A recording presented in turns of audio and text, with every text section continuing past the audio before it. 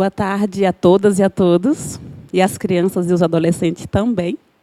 É um prazer estar aqui nesse espaço, um espaço bem aconchegante, um espaço que retrata muito a nossa história, o nosso desejo, a nossa luta.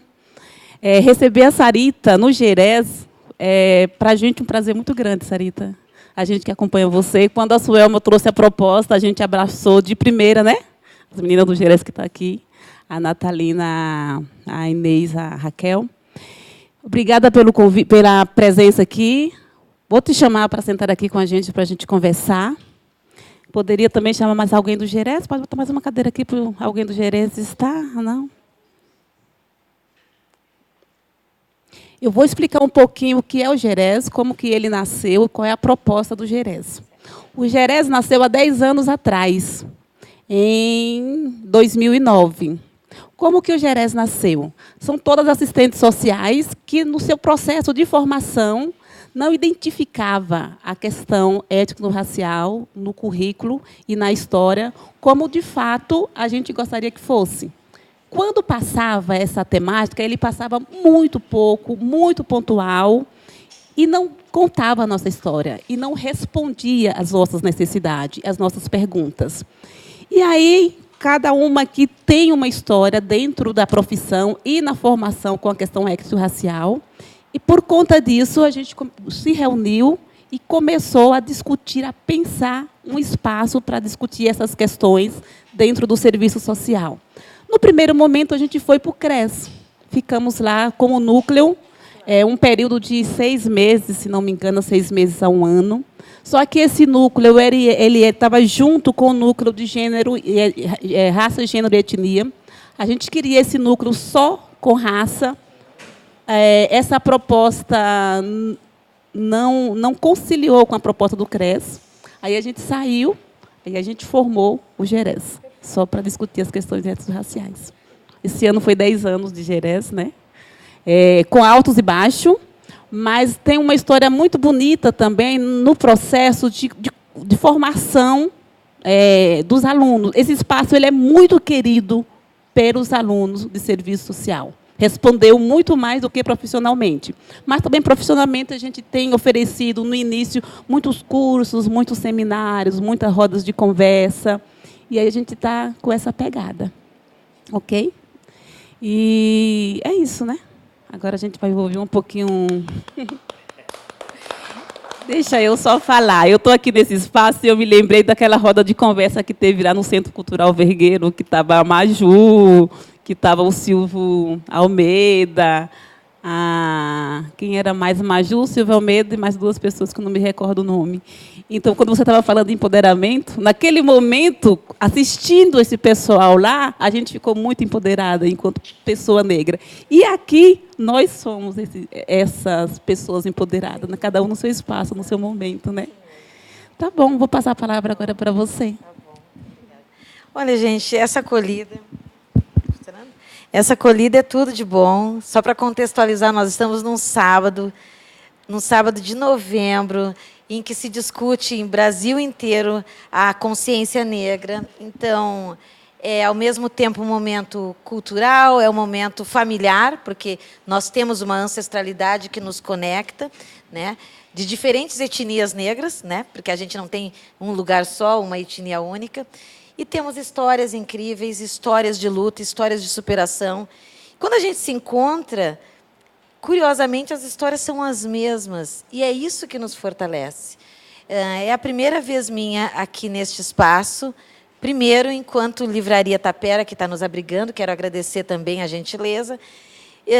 Também agradecer o Gerés. Eu soube que outra oportunidade tentaram me trazer e não foi possível, né? Mas as coisas acontecem no tempo certo, aqui estamos, né?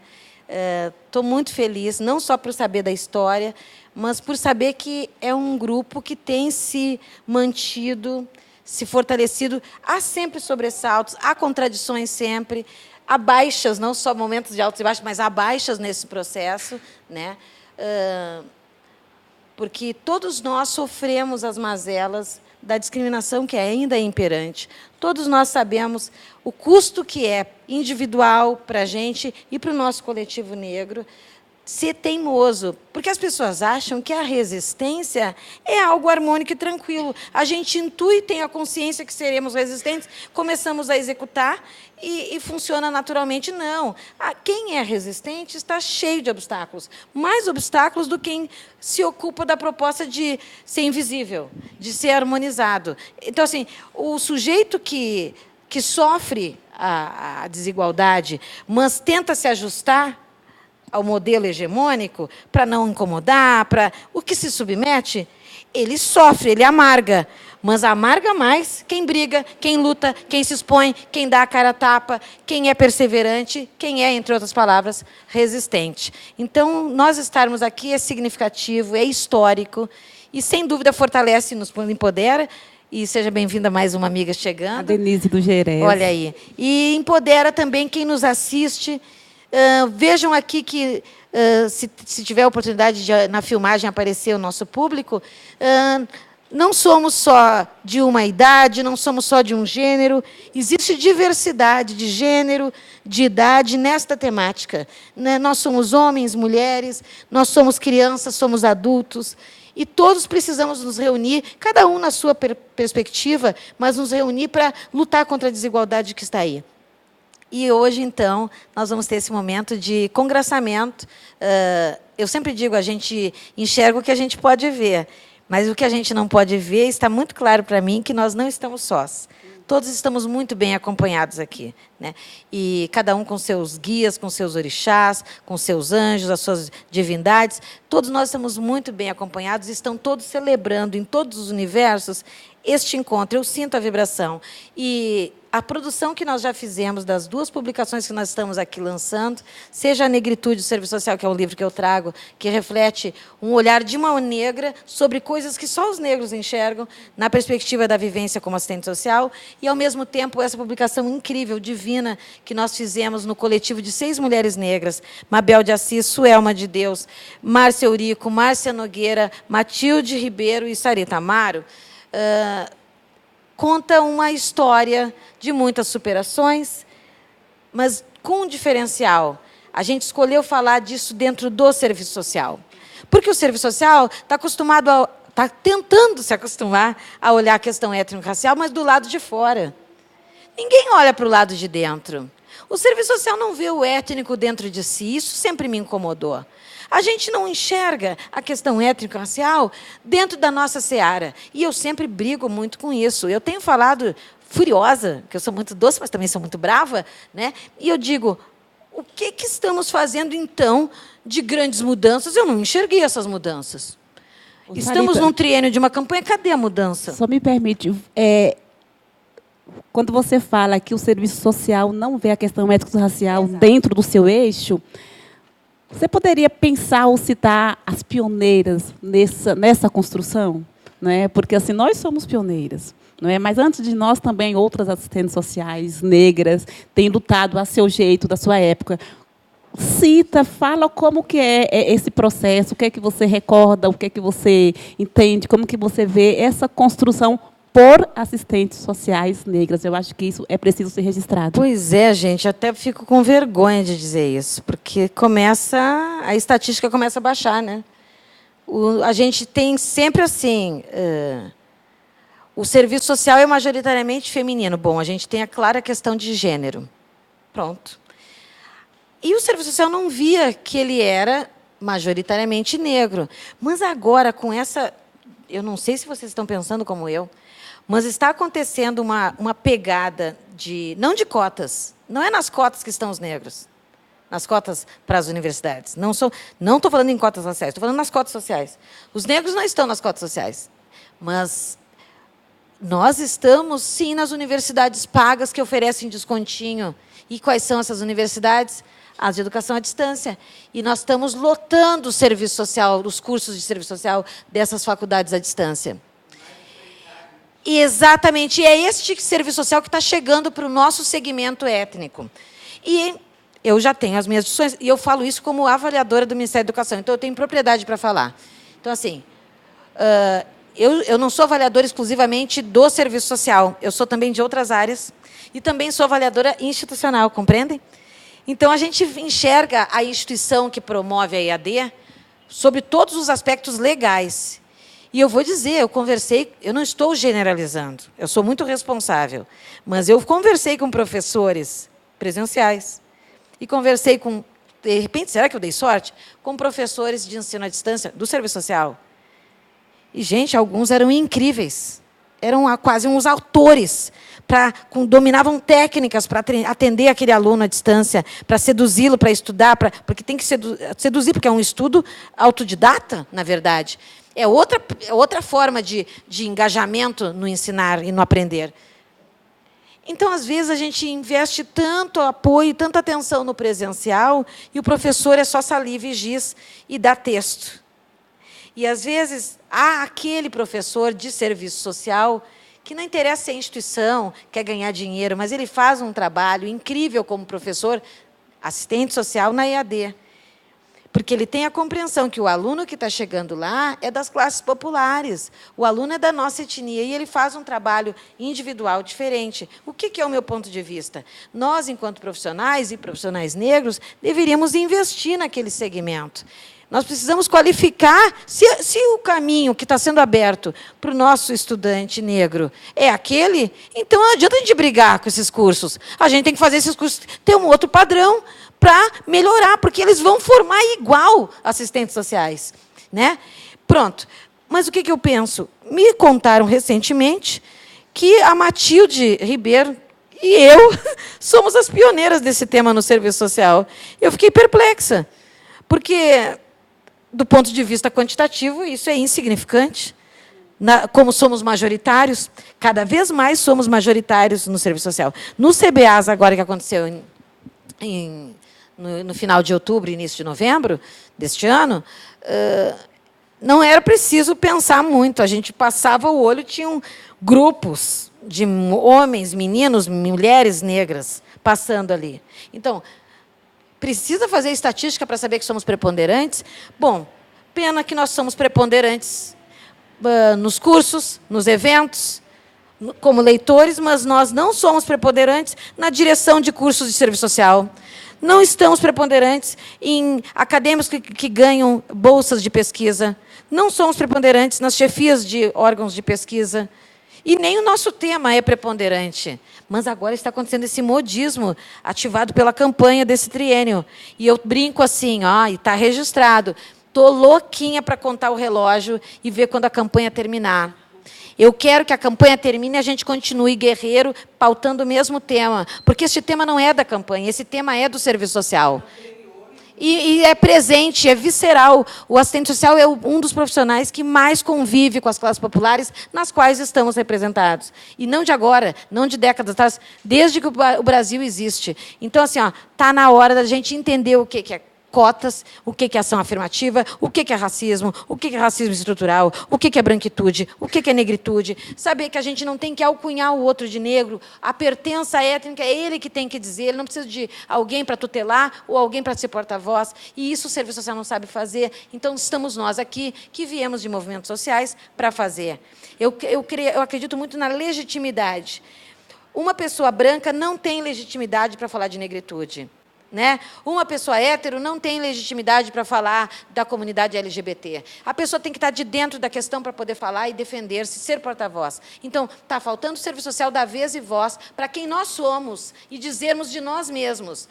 Eu não quero ninguém para me tutelar e dizer por mim, eu quero eu mesma falar. E nós temos muita realidade e muita profundidade para falar. E temos conhecimento. Nós não somos só um grupo que tem saber popular, nós temos expertise na nossa temática.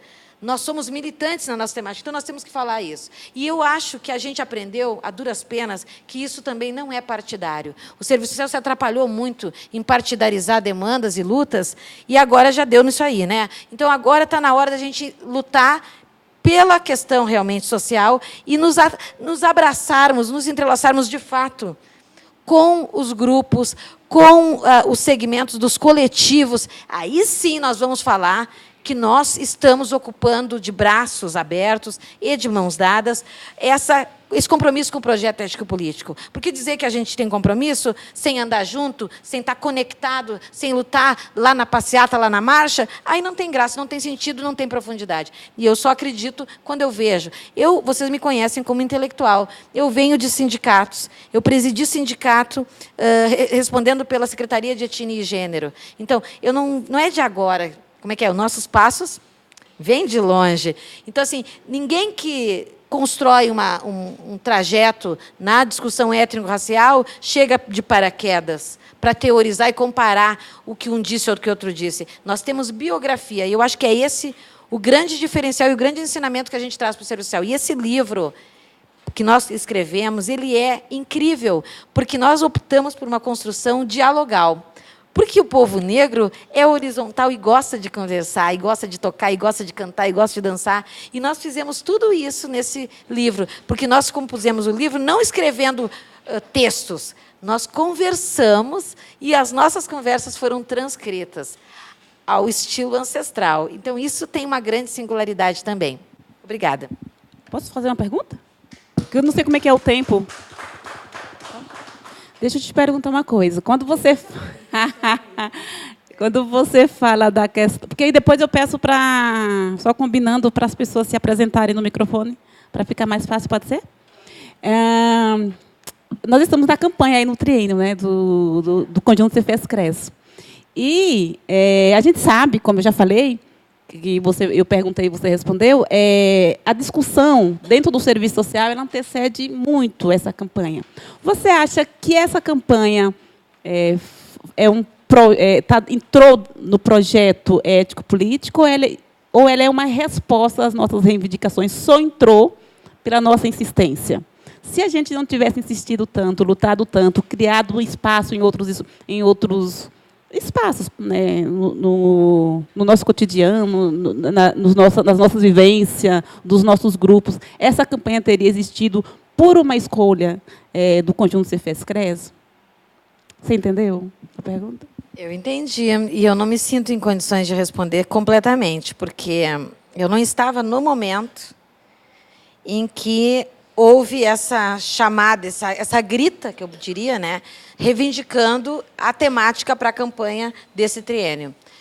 Eu ouvi colegas, né, e acho, se não me engano, a própria Márcia Nogueira defende isso. Ela disse que não foi fácil, né, que foi uma grita insistente, dizendo está na hora, né. E eu sou assim, eu acho que tudo que é lutado tem um grande mérito. Mas parece que certas lutas não deveriam ser tão duras, né, diante da nossa representação. Então, eu não tenho como contextualizar como é que foi feito, né, mas tenho um olhar de fora, digamos assim. Eu não estava lá no debate, no momento em que se consagrou essa chamada para essa campanha, mas eu tenho uma visão de que, eu acho que muitos de vocês comungam com ela, de que é tardio. Está chegando tarde demais. Por que eu acho tardio? Porque não é de hoje que se sabe que a população negra é majoritária nas políticas públicas, onde nós atuamos. Não é de hoje que se sabe que o assistente social cotidianamente trabalha e atua com esse segmento, que somos nós, e que são imensos, são gigantes em termos nacionais. Então, não deveria ser agora que a gente fosse acordar para essa temática. Eu acho que tem a ver com um momento contemporâneo em que todo o Brasil, de alguma forma, está acordando para isso, até por força desses eventos que acontecem no esporte. Então, está todo mundo enxergando isso e, de repente, as pessoas começam a acordar. Eu gostaria que fosse de outro jeito, que fosse uma autoconsciência, que o serviço social se descobrisse e de fato, dissesse assim, opa, como é que a gente revitaliza e dá concretude ao projeto ético-político? Olha, nós temos que dar dimensão e pauta para isso, para isso, para isso. Eu sempre acho assim, que tem várias formas de a gente ver se está funcionando. É na atitude, não no discurso. É na atitude e no impacto. Então, eu estou esperando o impacto. Eu estou querendo ver o que muda. Porque conversar é fácil. Eu não vi grandes publicações acontecendo, eu não vi grandes... Criou-se um curso novo? Criou um curso novo? Criou um núcleo novo nas faculdades? Contratou mais... Criou um edital docente? Eu queria isso. Abriu um edital docente dizendo, olha... Aqui, porque isso é possível. Eu me lembro, eu fui consultora da Fundação Ford e havia um edital que as condições, até comentei isso no evento de ontem, que as condições para conseguir a bolsa, que era gorda, mais do que CNPq e CAPES, da Fundação Ford, era ser negro com fenótipo de negro, não aquele que acha que é negro. Então, ser negro, ter inserção em movimento negro, em organização negra, em território negro. Isso era o currículo. Isso é para a pessoa tentar ter mestrado, fazer um mestrado no exterior, tinha que ter isso. E aí realmente, isso aí é ação afirmativa. Cadê a ação afirmativa no serviço social? As pessoas estão falando de cotas, eu não quero falar de cotas, eu quero falar de ação afirmativa, que é mais além. Então, assim, isso aí para mim é impacto, eu quero ver. Criar um edital contratando professor, coordenador, líder de pesquisa, com essa identidade étnica. Bom, se aconteceu, opa, daí nós estamos bem. Aconteceu isso proporcionalmente ou ocasionalmente? Então, enfim, eu acho que o impacto é aí. Agora, eu acho também que nós somos muito inteligentes. Nós aprendemos, a duras penas, nós, enquanto coletivo, que a gente aproveita a oportunidade. Se der uma brecha, é nessa brecha que nós vamos brilhar. Então, a gente vai aproveitar a campanha, mas a gente não se alegra com pouco. Para mim, isso é uma migalha. É um favor, olha, lembramos de vocês. Eu não gosto disso, eu gosto de espaço conquistado. E a gente não precisa de migalhas. Por isso que eu estou dizendo, eu quero ver o dia seguinte. Eu não quero que esse tema fique reservado a esse lugarzinho de campanha ocasional. Eu quero que seja, de fato, um tema histórico, importante e necessário, porque ele está clivado ali no projeto ético-político, não tem negociação, né?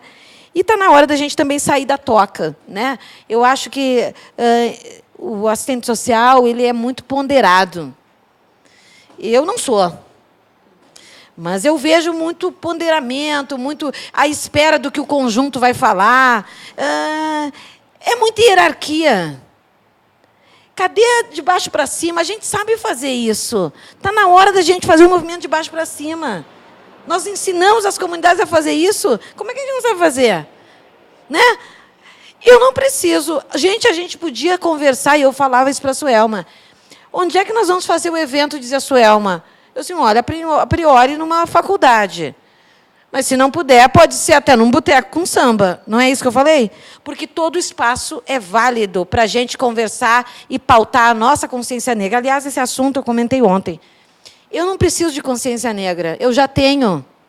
O que está faltando são as pessoas não negras terem consciência da presença e importância negra. Isso é a Semana da Consciência Negra. Porque o negro tem consciência de si, ele sabe quem é, ele sabe a dureza de cada dia, não precisa conscientizá-lo de nada.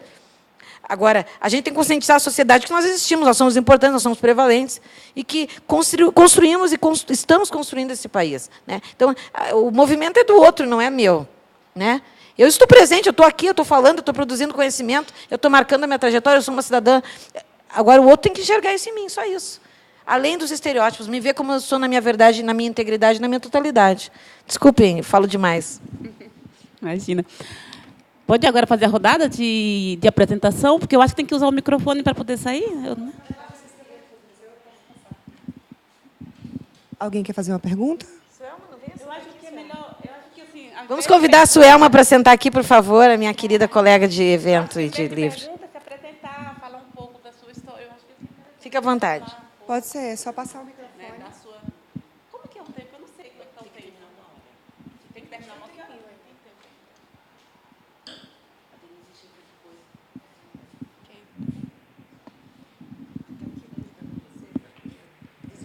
Bom, eu sou Natalina, sou assistente social, e sou assistente social formada pela PUC, e eu queria aproveitar para voltar um pouquinho, né? Mas muito feliz e contemplada com a sua fala e tudo mais, e lembrando um pouco. Eu comecei o mestrado em 1995 na PUC. E o meu projeto era sobre a criança e o adolescente negro. Não passou. E, muitas vezes, não passou nada relativo à questão racial. Aí, eu queria que a Márcia estivesse aqui, porque a Márcia que teve uma sacada e uma experiência legal, que ela falou para mim, olha, eu peguei um texto do professor... Ai, meu Deus, esqueci o nome. Não, o professor lá da universidade, que veio nos visitar, Suelma. Esqueci o nome dele, você acha? Da educação lá Não, educação. Não, Evaldo Ribeiro? Não. Não sei. O Evaldo, a gente, no serviço social, era muito... Ah, ele está bem, que bom. O Evaldo Ribeiro, né? Não. É outro Evaldo, não, é outro. Henrique Cunha. Henrique Cunha tem um texto que muita gente aproveitou para entrar no mestrado, que ele falava por que tem que ter a discussão racial e por que tem que ter a produção e a pesquisa negra. Né? Por que tem que ter a pesquisa? Porque lá não passou. Eu acabei, depois, como eu era uma referência, em 95, muito grande da questão da criança e do adolescente, eu passei por aí.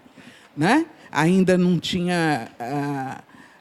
era recente as questões do ECA, e já tinha algumas coisas escritas, não publicadas, mas escritas sobre tudo isso, e aí, por essa razão, eu entrei. E aí, assim, até pouco tempo, nós fomos vítimas de uma ação bastante rude de uma professora muito querida nossa, da grande referência do serviço social da PUC. Então, é sempre bom a gente lembrar isso. E é bom lembrar, como eu já estou com quase 30 anos de mestrado, é bom lembrar quais eram os textos, referências que a gente tinha. 3. O TCC da Suelma, o seu texto publicado e a Matilde. Eram os textos, referências publicados que eu tinha. Eu já tinha feito tanto o projeto para o mestrado com a questão étnico-racial, quanto um congresso que eu fiz um texto e também não foi aprovado, um congresso de serviço social, acho que o 8º CBA, se não estou enganada. Nono, de 1998, eu tive um texto aprovado e o pessoal não sabia onde colocar, porque não tinha categoria étnico-racial. E o meu não saiu daqui de São Paulo. Eu não tenho certeza se eu fui o único ou se era eu e mais um outro trabalho, mas o outro eles colocaram na temática do adolescente, e o meu eles não sabiam onde colocar e criaram o volume 3, desse tamanhinho, e colocaram daí o meu texto e um de educação no mesmo livro. O volume 3, o volume 1, volume 2 e o volume 3. Então, tem porque eu já tinha livro publicado, aqui, entendeu? Muita coisa, e a gente foi pioneira, e hoje eu acho que nós caminhamos para mais retrocesso, né? Infelizmente. E aí a gente tem que ir guardando a nossa história, escrevendo, filmando, falando, porque nós vamos viver tempos difíceis. Né? E a gente tem que guardar essa história para daqui, provavelmente, 20 anos, né? Para retomar de novo, não retomar do zero. Né? Até porque, Natalina, assim, as pessoas estão achando que é o individualismo agora que reza, né? Então, tudo que é coletivo está se retroagindo, se recolhendo por até terror. As pessoas têm medo. E daí elas... A questão racial, principalmente. Fragiliza, né? totalmente. Quem fala, nós ouvimos lá, né? A questão racial, os quilombolas, não é o primeiro gênero, né? Eu tenho experiência de debater gênero até com açougueiro, brigar. porque gênero, ideologia de gênero. Mas você sabe o que é isso? É de comer isso? Eu perguntei para ele. Ele ficou assim assustado. Eu falei, olha, deixa esse assunto para quem tem útero e sabe do que está falando. Exatamente, exatamente. A esse ponto a gente chega. Pronto.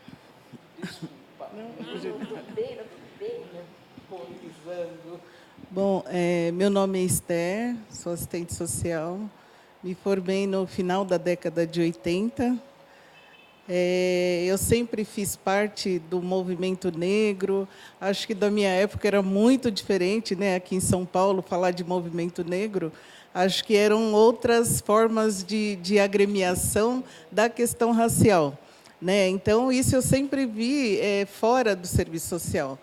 E eu me sentia única, negra, no contexto profissional, né? Na época era muito raro, né? E aí, acho que é importante falar aqui que, na época da minha graduação, eu escolhi um tema negro para fazer o TCC. E, como sabe, não foi aceito, né? Não, isso não é tema. A história se repete? E aí, porque eu tinha um amigo que era do Quilombo Cafundó, de Sorocaba, aqui em São Paulo. E ele me falava muito. Eu falei, eu vou lá e vou escrever, meu TCC vai ser lá. Enfim, isso não existe, isso não é tema, e acabou. Aí, na faculdade... É a branquitude no serviço social. Sim. É isso. Eu lembro que, na época, eu estava tão desesperada, porque é um momento de tensão, né, do aluno ter que decidir, e tinha etapas do trabalho e notas. As etapas tinham notas. E eu não tinha nota, porque eu não tinha tema. Né? O entender da orientadora é que não tinha tema. E eu fui indo... Eu sei que um dia uma colega branca me chama e fala, olha, a Margarida está chorando, ela está lá no corredor. É uma outra aluna preta numa outra turma. E eu não tinha amizade com ela. Mas eu percebi, ela circulava, e, de repente, ela está chorando. E, quando eu fui falar com ela, a história dela era a mesma minha. Né? Eu não tenho nota, eu não tenho TCC, e foi.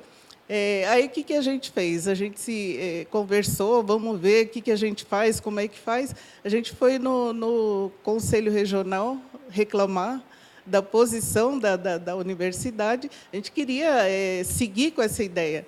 E aí a gente foi... Na época, a Matilde Ribeiro estava lá no conselho, ela era estudante lá, e estava no conselho também. E a gente conversou muito com ela, e ela falou, nossa, mas isso existe. Era tudo muito novo para essa discussão para a gente. Né? Até pouco tempo atrás eu tive chance de contar isso para ela agora. Né? Enfim, só para dizer o tanto que é difícil, né, a nossa trajetória, a gente fazer valer nossa identidade, a gente valorizar o que a gente acredita e que a gente dificilmente consegue. E aí, assim, dentro disso, hoje eu trabalho, tenho estagiária no meu trabalho, e uma estagiária minha, hoje, assim, acho que há poucos anos atrás, acho que 2, 3 anos atrás, chegou para mim com a mesma história. Meu trabalho está sendo negado. Eu falo, nossa, mas ainda hoje? Né? Enfim, e isso é muito grave. Né? Nossos passos vêm de longe e o racismo vem de mais longe ainda. Sim, e aí eu fiquei pensando, naquela época eu sofri isso? Não, hoje acontece isso ainda. Né? Então, só para dizer o tanto quanto a gente tem que lutar ainda, né, esses avanços que a gente vê, essas campanhas do Conselho hoje, é importantíssimo a gente saber que tem uma forma de inserir a temática na categoria. Mas acho que precisa muito mais. As universidades têm que reconhecer a temática. Né? A gente precisa entrar na universidade, a gente precisa conseguir avançar a discussão lá dentro. Até porque a gente está formando, né, à distância ou não, às vezes o curso mais conceituado, né, que a gente tem aqui em São Paulo é a PUC.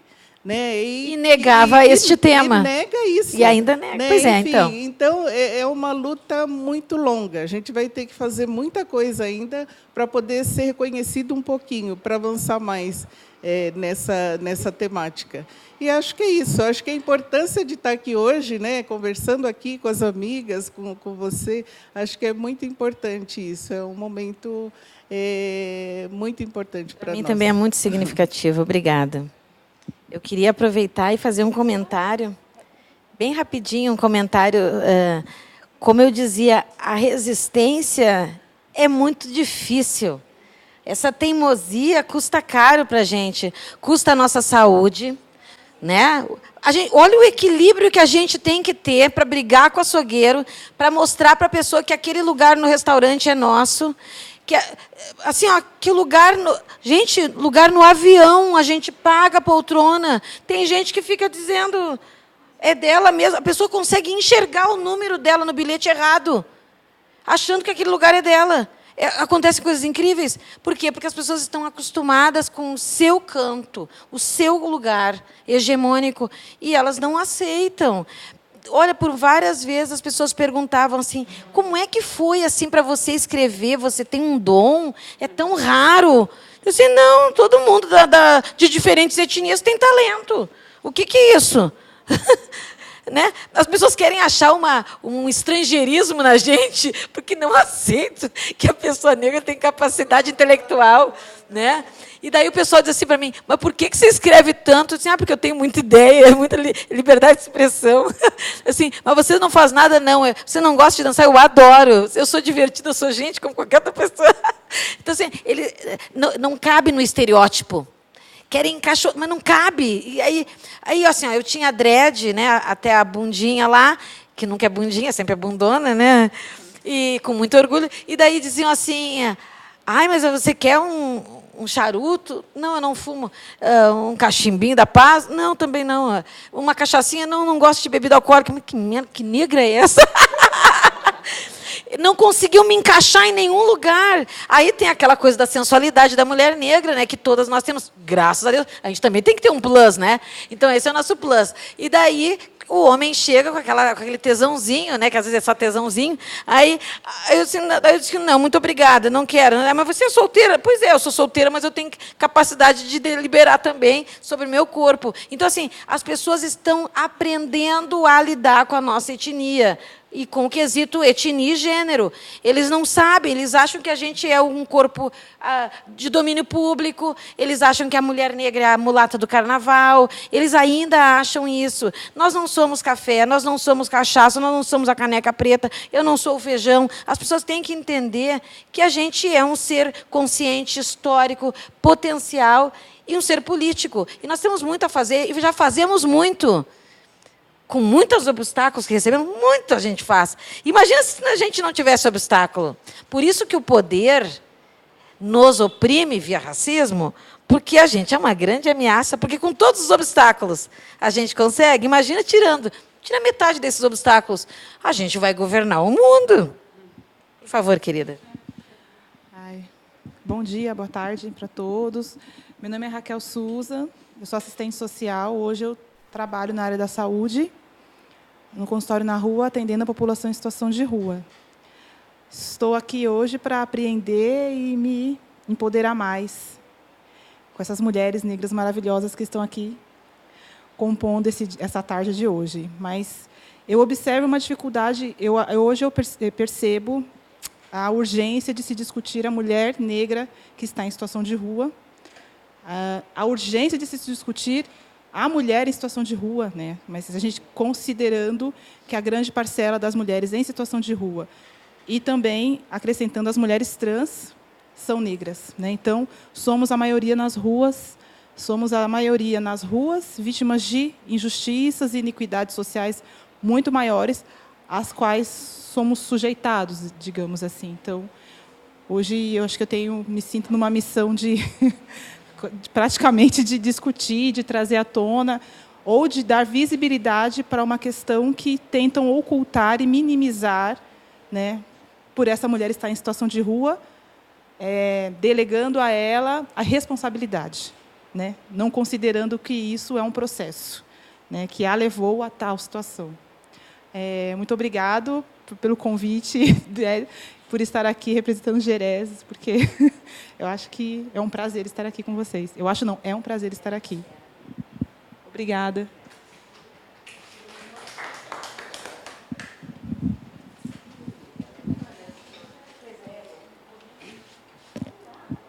Gente, boa tarde. Meu nome é Denise.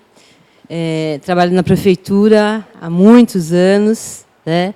E ultimamente tenho trabalhado com a população em situação de rua, mas não no trabalho cotidiano, mas na questão das políticas. Na questão das políticas. E a Raquel colocou uma coisa muito importante, assim, não se discute a questão da mulher em situação de rua e muito menos a mulher negra. A coisa é cruel. Eu acho que quando a gente fala na base da pirâmide, que já virou clichê, não tem, né? Ela não está na base, ela está lá, sabe, no segundo subsolo da pirâmide, a gente pode colocar assim. E eu acho que a gente, nesses 10 anos do Gerés, a gente teve muitas surpresas agradáveis, assim, né? Pessoas que a gente achava que não poderia somar com a gente vieram, dos nossos seminários, nossos primeiros eventos, quando a gente conseguia chamar o pessoal. E eu acho assim, uma coisa que você falou, Sarita, por nós ninguém pode falar, né? Eu acho que ninguém tem que falar pela mulher, nem pelo LGBT, nem pelo negro ou a negra. Eu acho que cada um tem que ter o seu... Mas eu acho importante também a gente buscar apoios, né? A gente tem que ter bastante apoios, porque eu acho que a maior praga para nós, se a gente for pensar, que é uma coisa que veio e colou de uma tal maneira, que é a questão do mito da democracia racial. Gente, isso é uma coisa tão nojenta, mas ela pegou de uma maneira tal que você começa a conversar com as pessoas, aí vem com essa história do mimimi. Se falar mimimi, mas porque é conveniente, né? Se falar mimimi para mim, vai ouvir um palavrão, né? Se falar para mim que história de racismo é mimimi, vai ouvir primeiro um palavrão, depois eu vou contar a história. Então, assim, eu acho que a gente tem que estar buscando esses aliados, tem que trazer. E, inclusive, citando um exemplo, tem uma amiga minha que é parceira, assistente social, campo progressista, uma pessoa muito boa, muito comprometida. E ela foi, não sei se ela foi supervisora de estágio da Márcia Eurico, ou se ela foi... Ela fez alguma coisa com a Márcia, não sei se foi da tese. Silvana, você conhece? Então, e a Silvana, se vê, a Silvana é extremamente branca, é uma mulher que... sabe, ela tem assim, aquele final bem... Ela é ruiva, né? E a gente conversando e falando a questão da Márcia, e ela, querendo elogiar a Márcia, ela virou para mim e falou assim, mas a Márcia é uma pessoa muito esforçada. A Márcia, ela é uma alemãzinha. Bem alemãzinha mesmo. Aí eu respirei fundo, porque é uma pessoa que eu amo, Silvana eu amo. Falei, Sil, posso te falar uma coisa, querida? Você quer elogiar a Márcia? Não precisa, porque essa sua expressão foi extremamente racista. Foi o contrário. E aí ela, aquele olhão dela... E aí você vai explicando, você vai dizendo, porque essa questão da democracia racial, ela pega muito fundo nas pessoas, né? As pessoas não conseguem enxergar, às vezes, numa frase, numa ação. Então, eu acho que a gente tem que buscar esses aliados, tem que discutir. E eu acho que é nisso, quando você discute o racismo, quando você convida todo mundo para vir. Né? Homem, mulher, quem quiser, está aberto, vamos vir aqui, vamos discutir. Né? Então, eu acho que assim, acho que o Gerés também tem essa proposta. A gente não quer ficar falando para nós de nós mesmos. Né? Porque a gente... Olha, um exemplo é aqui. Né? A gente... Praticamente, nós estamos falando para nós mesmas. Porque, com exceção dos... Não, mas isso aí vai para o rapazes, YouTube. Né? Isso vai para o YouTube e agora vai ganhar o mundo. Essa é a vantagem de agora, né? Mas, assim, a gente precisa começar a aglutinar também, trazer as pessoas. E mesmo quando ouvir uma coisa como essa, que é um soco assim no estômago, você ter um pouquinho mais, respirar. Quem me conhece sabe que eu não sou assim, mas... é uma oportunidade de fazer o debate, né? Aquela situação gerou a oportunidade da reflexão. E foi bom, ela começou a refletir muito. bastante. Eu acho que é só. Quem quer falar? Ai, Denise, eu queria comentar essa preocupação, quando a gente compôs esse livro, foi essa preocupação que a gente teve. A gente, no início, queria só se expressar, né? A gente queria dialogar, conversar, mas daqui um pouco, quando eu coordenava, né, o nosso trabalho, eu dizia assim, agora eu vou falar como, não é como organizador, agora eu vou falar como autor, eu quero falar também. E daí teve um dado momento que eu disse assim, gente, nós estamos falando e o pessoal não vai entender. Só quem vai entender é da comunidade negra. A gente está falando de democracia racial, a gente está falando de racismo estrutural, de genocídio, de feminicídio negro. As pessoas não sabem o que é isso. A gente está falando de ações afirmativas, as pessoas não sabem o que é isso. A gente vai ter que decifrar, trazer esse conceito crítico, claro, com o olhar crítico, para o serviço social. E daí a gente trouxe isso num glossário que nós criamos. Então, a gente está falando de diáspora, né, de quilombo. Então, cada uma de nós, a gente separou, ficou responsável por um tema que estava mais à vontade. Né? Não foi trabalhoso, porque a gente estava à vontade naquelas temáticas, só nos separamos e compusemos. Então, esse livro é todo incrível, porque ele é educativo, ele é político, e a gente fala uma coisa que, se a gente for pensar, está em várias publicações de diferentes áreas. Está no direito, está na sociologia, está na pedagogia, está na economia política, está na antropologia, pouquinho ainda no serviço social. Mas aqui, neste livro, está super reunido. Então, esse livro prepara o profissional que quer ter aquela disciplina de relações étnico-raciais. Ele é um livro que é importante para... Não é para começar o debate, para inspirar o debate, para potenciar o debate, para a gente fazer diferença no campo de estágio, para a gente fazer diferença na atuação profissional, porque está na hora. Só ficar... Gente, a gente não pode chegar numa reunião com a comunidade ou num atendimento ao usuário e falar para ele, empodere-se, ele vai ficar olhando para a nossa cara. E falar para ele, você é negro, você já percebeu que você é negro? Ele vai mandar a gente tomar na bunda, porque ele sabe quem ele é. Então, a gente tem que dizer... O que você tem que potenciar? Eu vou te dar as ferramentas, eu vou te dar as estratégias. A gente tem que dar a ferramenta. E a politização é ferramenta, a informação é ferramenta. Mas o assistente social não pode chegar dizendo, você é negro, você... E muitos, por causa do quesito nos formulários, está fazendo isso. Eu não posso chegar na escola e dizer assim, você é aluno, você. Eu não posso fazer isso. Eu tenho que fazer com que a pessoa crie a sua identidade étnico-racial. Ela crie a sua compreensão do seu pertencimento. Mas, se ele não vem de uma família que faz... Eu tenho que fazer trabalho com as famílias. E o assistente social não está sabendo fazer isso. Por quê? Porque ele tem medo de...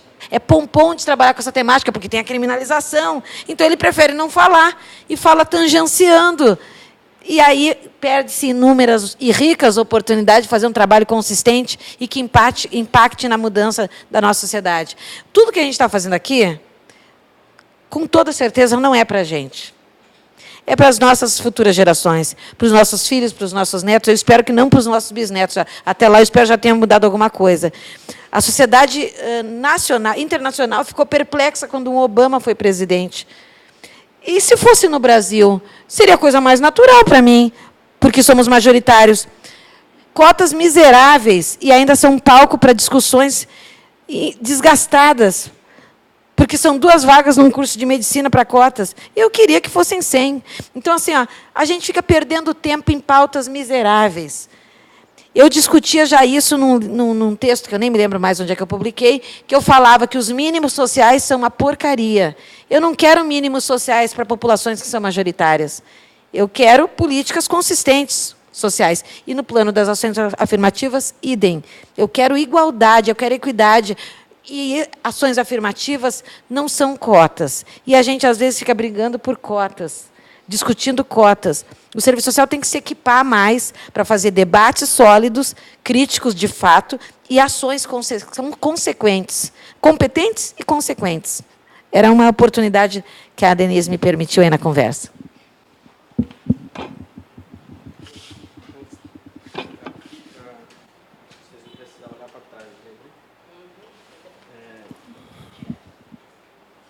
Bom, eu acompanho um pouco do Gerés, né, desde o início aí.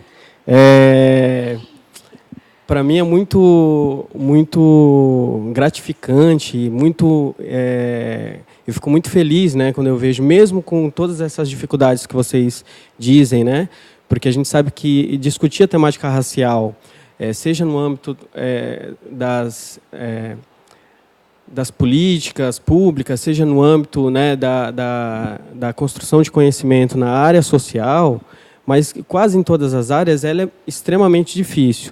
Eu, como educador, formado na área de educação, sempre trabalhei na área social também. Eu tive uma experiência que se assemelha muito um pouco do que vocês dizem. Eu trabalhei um bom tempo no projeto Quixote, né, e eu, enquanto pedagogo, né, tinha que compor uma equipe multidisciplinar de um projeto que eles criaram para fazer uma intervenção dentro da Cracolândia. E fazer parte dessa equipe multidisciplinar era só uma forma de justificar esse projeto para que esse projeto tivesse um recurso, um apoio. Mas o mote daquele programa, o mote era a psicologia e a psiquiatria. Porque o Projeto Quixote é uma organização que tinha uma ligação direta com um departamento de psiquiatria da Unifesp. Então, era estudos com jovens e crianças e adolescentes e usuários de droga lá da Cracolândia, na perspectiva de fazer estudos sobre drogadição. Apenas isso. Então, tenta imaginar, eu, numa equipe de 12 educadores terapêuticos, como eles chamavam,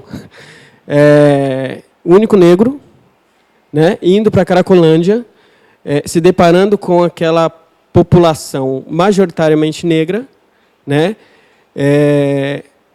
e a grande maioria dos outros profissionais que trabalhavam comigo, que 80%, 70% eram da área da psicologia, tinha uma outra realidade social diferente da minha. Então, assim, a galera dava 5 horas, né, fechava a chavinha do trabalho, cada um ia para as suas regiões, e eu ia para o centro da cidade, encontrar meus amigos, tomar uma cervejinha numa sexta-feira, e acabava trabalhando 10 horas da noite, porque eu encontrava aquele menino que eu trabalhava às 5 horas da tarde, né, encontrava eles também aqui, no rolê. E aí o meu trabalho continuava. Né? Então, quando eu levava nos estudos de caso a possibilidade de refletir nessa organização sobre relações raciais, não, mas isso não é relevante. Isso não é a prioridade para nós. Ou então, muitas vezes, eles não queriam dizer que eles não tinham a propriedade sobre o assunto porque não se tinha produção. Produção tinha, né? O movimento negro está aí há quanto tempo produzindo, né? Produzindo conhecimento para refletir sobre desigualdade racial, em quase todas as áreas, né? Então, a importância que eu vejo do GERES nesse sentido é justamente de pegar uma área como o serviço social, assim como a psicologia, assim como várias outras, se negaram durante muito tempo a discutir uma situação específica, que é discutir relações raciais, e trazer para dentro da área de conhecimento. Né? E eu acho que parabenizo vocês, eu acho que o trabalho muitas vezes é esse mesmo, de falar às vezes para nós mesmos, mas quando vocês produzem conhecimento, quando vocês publicam, quando vocês trazem essas publicações, como você falou, né, Sarita, fica para a posteridade. Está aí, a produção foi feita, foi realizada, vocês dá visibilidade. E eu tenho certeza absoluta que, se não caiu a ficha para muita gente agora, lá na frente, eu falo isso até porque, quando eu chamava lá o Projeto Quixote para discutir aquilo que eu queria discutir lá atrás, hoje, por exemplo, um dos maiores psiquiatras que fala sobre drogadição e relações raciais, que é o Carl Hart, é um cara americano que veio para cá falar sobre esse assunto, e eu tive que, às vezes, mostrar, jogar o livro do cara na cara da galera do Quixote e falar assim, olha aí, ó. Porque ele lá fora é conhecido que foi aquele doutor que foi discriminado aqui né, num hotel aqui e tal. E ele veio fazer palestra para a grande maioria da classe psiquiatra, e, por ser um militante, um ativista, ele também fez essa palestra, mas ele ia também veio nos movimentos sociais, veio conversar com o movimento negro, veio conversar... Isso eu acho que é o papel interessante, né? Então, é extremamente importante o trabalho que vocês estão desenvolvendo. Parabéns aí, mais uma vez, ao Gerés.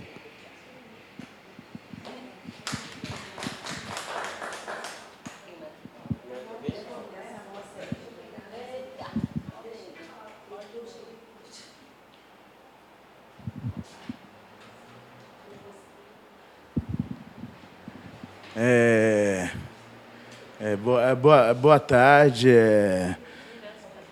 Eu já conheço o trabalho de Gerés há muito tempo, né? Eu convivi com uma das fundadoras do Gerés, que é a Major, né? Que hoje está num outro plano, né? E agora eu namoro com outra pessoa que também, com a Raia, que faz parte do Gerés também. Então, as histórias eu ouço sempre, né? E eu gostaria de parabenizar pelo trabalho, né? Ao mesmo tempo, eu gostaria de trazer uma reflexão que esse trabalho que vocês realizam mostra para nós o quanto que a luta é árdua. O quanto que nós precisamos realizar para poder construir um processo de inserção onde nos permita caminharmos. Quando, às vezes, a Major falava sobre o processo do trabalho, e a Augusta também fala, e a gente dialoga sobre o trabalho, eu falo sempre para ela, eu falo... Guta, esse é no seu espaço, só que no espaço onde que eu trabalho, e onde eu me aposentei, sistema financeiro, a dor é a mesma. O processo é o mesmo. Quando você vai no sistema de educação, o processo de segregação, a nível de uma construção de identidade, é o mesmo. Quando você chega no hospital, no processo de tratamento, a relação para com nós, negros, é a mesma. Quando você está num grupo de WhatsApp com diversas pessoas, você vai descobrir que 90% das pessoas não têm a reflexão da realidade negra e dos negros dentro da estrutura social. Porque o processo da invisibilidade é quase que uma lavagem cerebral. É quase que uma lavagem cerebral.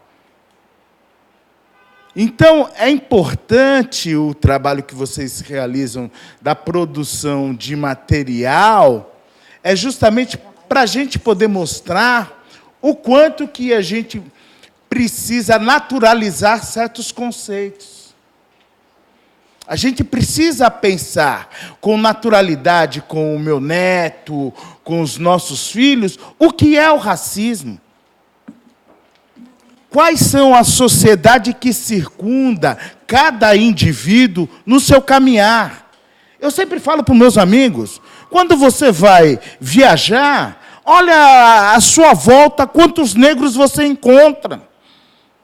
E aí você começa a dimensionar onde estão os meus amigos negros da periferia. Em que situação eles estão?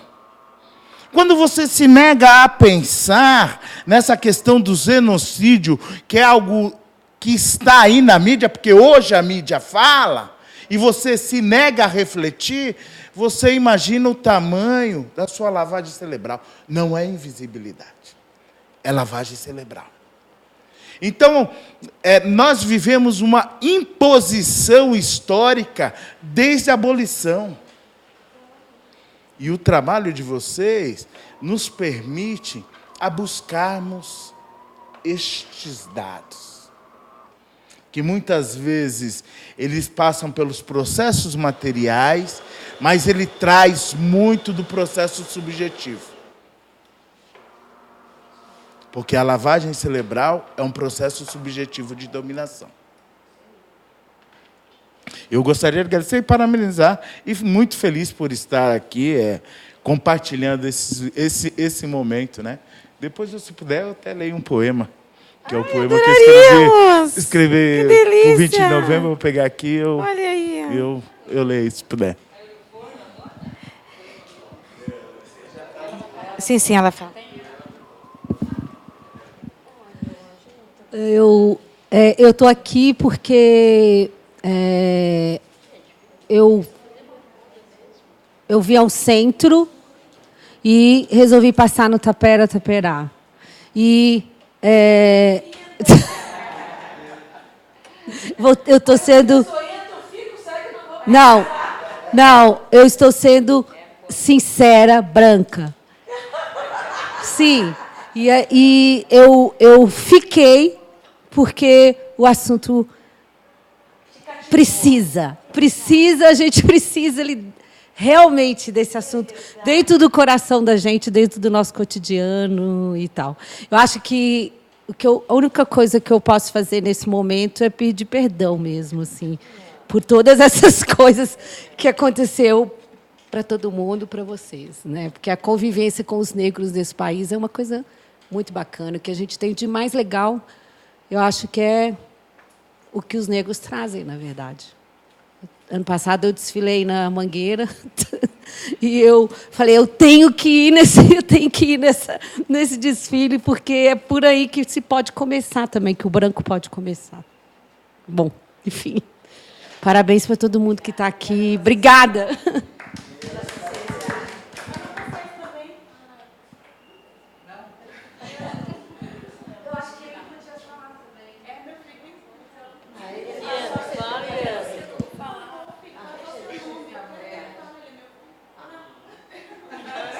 Eu sou filho da Guta. Pronto, ela fica contente. Meu nome é Iano, filho da Guta. Que você gosta de Star Wars. Eu faço a mesma coisa, meu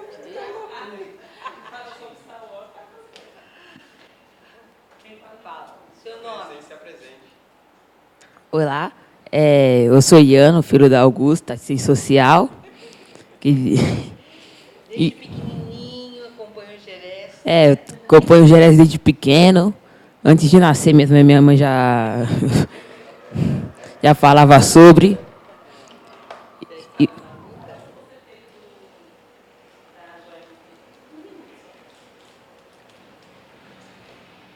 Bom, minha mãe me traz muito sobre esses assuntos raciais. Eu já aprendi muito sobre. E sobre o trabalho dela também.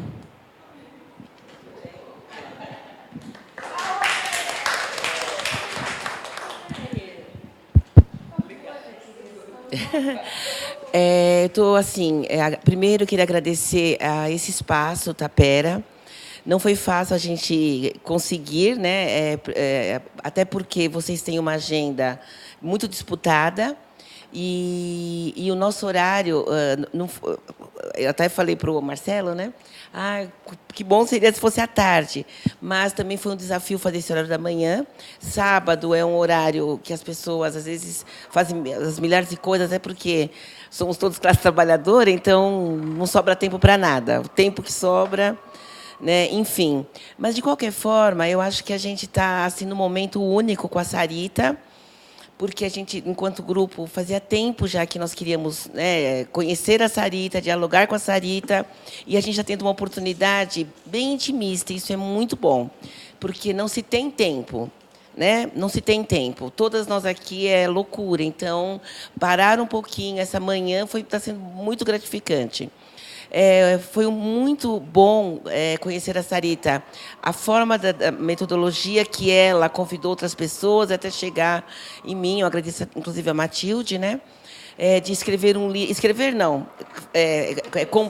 Conversar, né? E o resultado da conversa foi o livro. Né? Então, acho que isso que sirva de exemplo, porque às vezes a gente tem dificuldade para escrever, a gente escreve, a gente sempre acha que nós não temos capacidade para escrever, né? A distância geográfica, a Márcia Nogueira, que é uma das autoras, ela mora no Rio de Janeiro, e nós nos conhecemos só no CBAs, né?